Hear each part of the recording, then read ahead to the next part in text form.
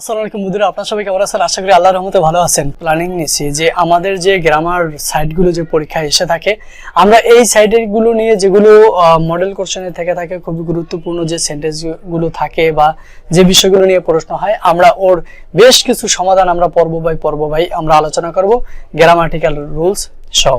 এর জন্য তোমরা যারা আজকে আমাকে নতুন দেখছো বা দেখতেছো, যে তোমরা অবশ্যই আমার সাথে থাকবে এবং আমাকে উৎসাহ দিবে, তাহলে আমার আরো এরকম করে ভিডিও বানানো এবং ক্লাস নেওয়াটা আমি উৎসাহিত হব।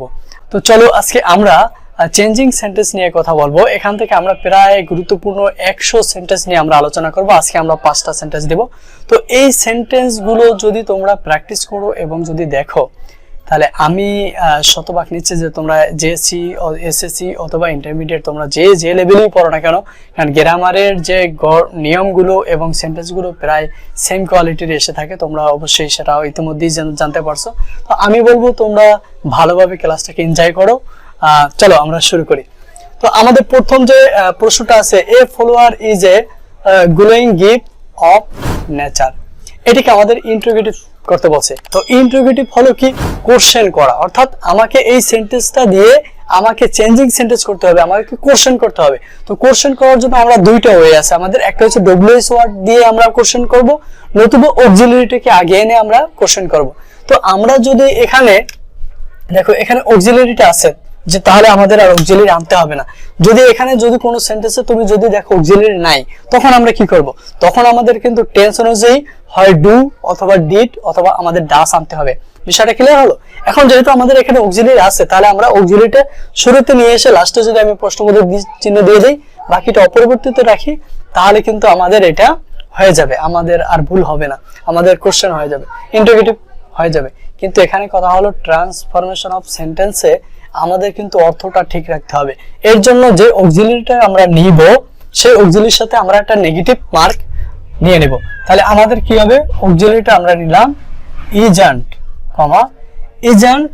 ইজন্ট নেওয়ার পর অক্সিলারির সাথে নট লাগানোর পরে তারপরে শুধুমাত্র ইজ বাদ দিয়ে আর যা আছে সবগুলো আমরা অবিকল লিখে যাব। তাহলে এ follower A glowing gift of nature, লাস্টে একটা প্রশ্নবোধক দিব, আমাদের কিন্তু এটা ইন্টারোগেটিভ হয়ে গেল। তো শুধু এই একটা সেন্টেন্সের জন্য না, যে কোনো সেন্টেন্স আসুক, তোমরা যদি এই বিষয়টা যদি মনে রাখো, তাহলে তোমরা কিন্তু ইন্টারোগেটিভের বিষয়টা অন্তত সকল সেন্টেন্সের জন্য তোমরা পারার কথা। তারপর চলো, আমাদের এখানে আছে isn't it the symbol of love and beauty, এটা আমাদের অ্যাফার্মেটিভ করতে বলছে। আমাদের কিন্তু এটা কোশ্চেন আছে, ইন্টারোগেটিভ সেন্টেন্স আছে, এটাকে আমাদের অ্যাফার্মেটিভই করতে হবে। অ্যাফার্মেটিভে যখন আমরা নিয়ে যাব, তখন আমাদের কি করতে হবে? দেখো, এখানে আমাদের যে কোশ্চেন মার্কটা তুলে দিতে হবে। তাহলে কোশ্চেন মার্কটা তুলে দিতে হলে দেখো, আমাদের এখানে আছে ইজন্ট। এই দুইটা সেন্টেন্সের দিকে যদি আমরা একটু কম্পেয়ার করি, এখানে ইজ ছিল, আমরা ইজন্ট এনে কিন্তু আমরা ইন্টারোগেটিভ করছি। কিন্তু এখানে আমাদের কি আছে? দেখো, যে এখানে আমাদের ইজন্ট আছে, তার মানে কি? আমরা সাবজেক্ট নেব, সাবজেক্ট প্লাস অক্সিলারি দিয়ে বাকি অংশটা লিখে দিলে আমাদের এখানে হয়ে যাবে। তাহলে সাবজেক্ট কি? ইট, তাহলে আমরা ইট লিখলাম। ইটের পরে এখানে আসবে কি? Is, auxiliary. এখানে আর নট আসবে না, কারণ এটা তো নট কোশ্চেন মার্কের জন্য আসছিল, এখন আর এখানে নট আসবে না।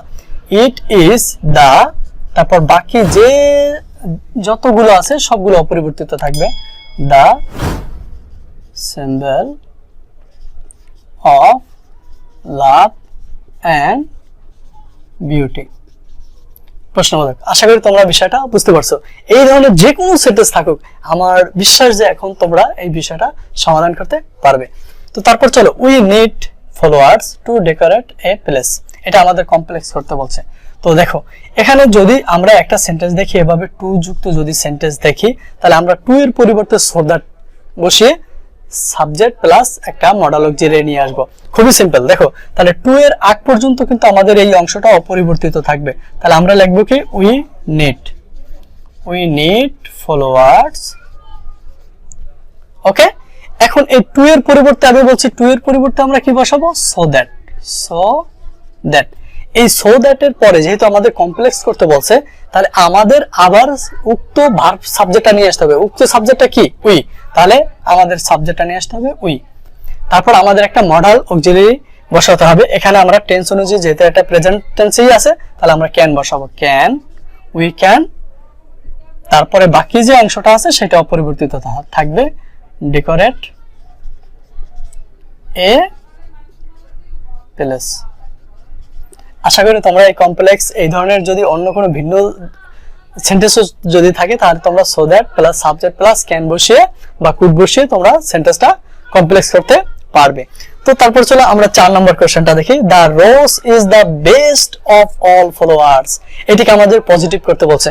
তো পজিটিভ করার জন্য আমাদের একটা সূত্র মনে রাখতে হবে। আমি অবশ্যই স্ক্রিনে আমি এই সূত্রগুলো দিয়ে দেব। তো আমি এখন সূত্রটা লিখতেছি না, আমি সূত্রটা শুধু বলে দিচ্ছি যে সূত্রটা হলো নো আদার, আমাদের নিয়ে আসতে হবে নো আদার প্লাস সুপারলেটিভ ডিগ্রির পরের অংশ plus be verb plus S plus positive degree plus S plus subject. তাহলে আমরা এখানে কি নিয়ে আসবো, যে এটিকে আমাদের পজিটিভ করতে বলছে। এখন এখানে আমরা লিখবো no other, no other, no other. তারপরে দেখো সুপারলেটিভ ডিগ্রির পরের অংশ, সুপারলেটিভ ডিগ্রির পরের অংশ কোনটা আছে, সুপারলেটিভ ডিগ্রি হলো বেস্ট। তাহলে এর পরের অংশ আছে কি অফ অল ফলোয়ার্স, তাহলে no other of all followers, followers. এখন আমাদের বি ভার্ব বসাতে হলে, যেহেতু এখানে ফলোয়ার্স চলে আসছে তো বহুবচন, তাহলে আমাদের বি ভার্ব হিসাবে এখানে বসবে আর, বি ভার্ব হিসাবে আর বসলো আর, তারপর আসবে কি আমাদের আর এস, সূত্র অনুযায়ী বসবে কি আমাদের এস, তারপর আমাদের বসবে কি পজিটিভ ডিগ্রি, তাহলে বেস্টের পজিটিভ ডিগ্রি কি গুড, গুড। তারপর আমাদের আবার এস চলে আসবে এস, তারপরে আমাদের কি হবে, তারপর আমাদের কিন্তু সাবজেক্ট বসবে দা রোজ, সাবজেক্ট কি আছে দা রোজ, দা রোজ। আশা করি তোমরা বিষয়টা বুঝতে পারছো। এবার যদি এরকম থাকে Dhaka is the biggest city in the Bangladesh, তাহলে সেক্ষেত্রে হবে no other city in Bangladesh is as big as Dhaka.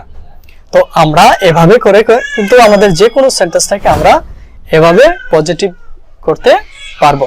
তারপর চলো এখানে আছে কি the rose is a very nice follower, এটাকে আমাদের এক্সক্লেমেটরি সেন্টেন্স করতে বলছে। এক্সক্লেমেটরি সেন্টেন্সের গঠনের সময় আমাদের যে বিষয়টা খেয়াল করতে হবে সেটা আমাদের ডব্লিউ মানে ডব্লিউএস ওয়ার্ড নিয়ে আসতে হবে। এই ক্ষেত্রে আমরা হোয়াট অথবা হাউ প্লাস এ অথবা এন যদি প্রয়োজন হয় plus subject adjective plus verb plus বিস্ময় চিহ্ন বোধক। তাহলে আমাদের কি আসবে, হোয়াট চলে আসলো প্লাস এ চলে আসলো, তারপর আমাদের আসবে অ্যাডজেক্টিভ, অ্যাডজেক্টিভটা কি আছে নাইস, তাহলে আমাদের চলে আসবে নাইস, হোয়াট এ নাইস। তারপর আসবে আমাদের ফলোয়ার সাবজেক্ট ফ্লাওয়ার, তারপরে আমাদের কি আসবে what a nice follower the rose is, আমাদের ভার প্লাস আমাদের আশ্চর্যবোধক চিহ্ন বসাতে হবে। আমরা এভাবে কিন্তু আমরা এগুলো সমাধান করতে পারি। আশা করি তোমরা বিষয়টা ক্লিয়ার ভাবে বুঝতে পারছো রুলস গুলো, আর তোমাদের মতামত গুলো অবশ্যই জানাবে এবং আমাদের সাথে থাকবে। তো আজ এই পর্যন্ত, আসসালামু আলাইকুম ওয়া রাহমাতুল্লাহ।